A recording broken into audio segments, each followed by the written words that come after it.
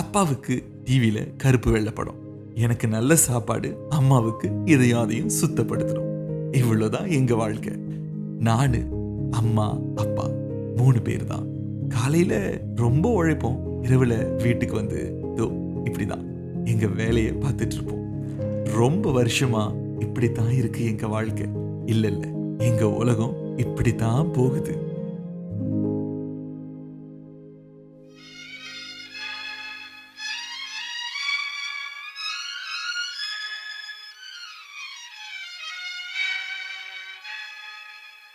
சிலர் சிரிப்பார், சிலர் அழுவார், நான் சிரித்துக் கொண்டே அழுகின்றேன். சிலர் சிரிப்பார். இதுதான் நான் சின்ன வயசுல. என் பேரு ராம். மாடு வளர்ப்பு தான் எங்க குடும்ப தொழில். அப்பா, அம்மா, நானு, தம்பி, தங்கச்சி இப்படி எல்லாருமே பண்ணையில தான் வேலை செய்வோம். மாடு மேய்க்கணும், மாடுக்கு என்னென்னலாம் தேவையோ அது எல்லாம் செய்யணும். இது குடும்ப தொழில்ன்றதுனால நாங்க முழுக்க முழுக்க உழைப்பு போடணும். இது என்னோட சின்ன தம்பி. அப்பாவும் தம்பியும் மாடு மேய்க்க காலையிலே போயிருவாங்க. அவங்க வர்றதுக்குள்ள மற்ற வேலைகளை நாங்க செஞ்சு முடிப்போம். மாட்டை மேய்ச்சி மீண்டும் பண்ணைக்கு கொண்டு வரணும்.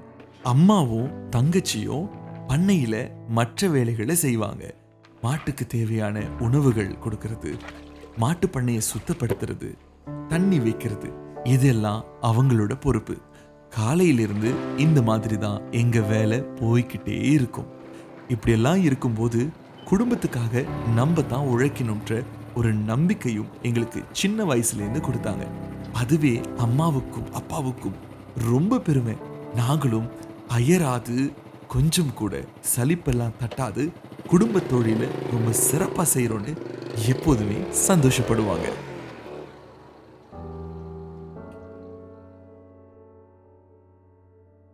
ஆனா ஒரு நாள் பாருங்க, பிஸ்னஸை எனக்கு வயசாயிடுச்சு, எனக்கு அப்புறம் நீங்கள் 3 பேர் அந்த பிஸ்னஸை பார்த்துக்கணும். என்னால் முடியல, நீங்கள் யாராவது பார்த்துக்கோங்க. வாய்ப்பே இல்லை, என்னால் பார்க்க முடியாது. நான் எனக்கு கருப்பாகிக்கிட்டு இருக்கேன், நான் எப்படி பார்க்கறது? ஏன்னா நம்ம அப்பா அம்மா பார்க்கணும். எனக்கு டயர்டா இருக்கு, நான் படிக்கணும், நான் படிக்கிற வேலையை பார்க்கணும். கை வலிச்சுக்கிருக்கு எனக்குலாம். நம்ம தானே நம்ம அப்பா அம்மாவுக்குலாம் சப்போர்ட் பண்ணோம். நம்ம எதுக்கு எங்ககிட்ட வந்து இது பண்றீங்க? நம்ம பிசினஸ் நம்ம தானே. என்ன நம்ம பிசினஸ்? என்ன நம்ம பிசினஸ்? ஏன் நீங்க பாருங்க, ஏன் அதுக்கு எங்களை தான் போட்டு சாவடிப்பீங்களா? மட்டும் பார்த்துட்டு போங்க. வெளியே போங்க.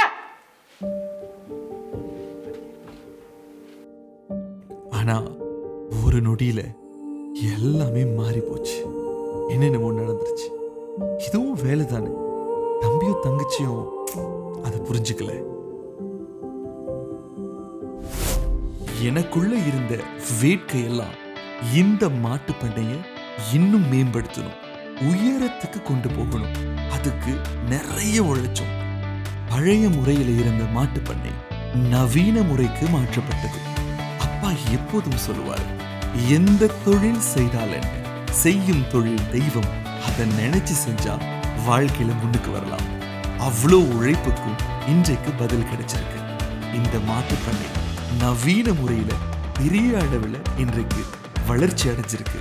இன்னும் நிறைய மாடுகள் வளர்க்கிறோம், இன்னும் நிறைய பால் கறக்கிறோம், இன்னும் நிறைய விநியோகம் செய்யறோம். இங்க பாருங்களேன், இந்த மாதிரி தான் எல்லாமும் இப்ப இருக்கு. ஆனா ஒரே ஒரு விஷயம், அதை சரி செய்யணும்.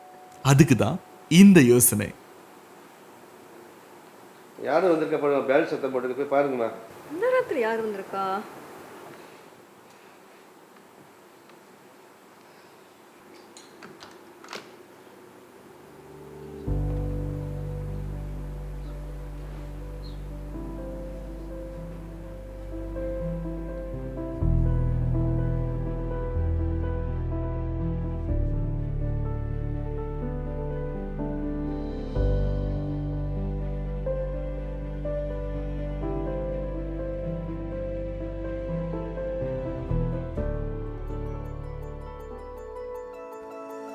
பல வருடங்களுக்கு பிறகு எங்க வீடும் எங்க மனசும் நிறைஞ்சிருக்கு.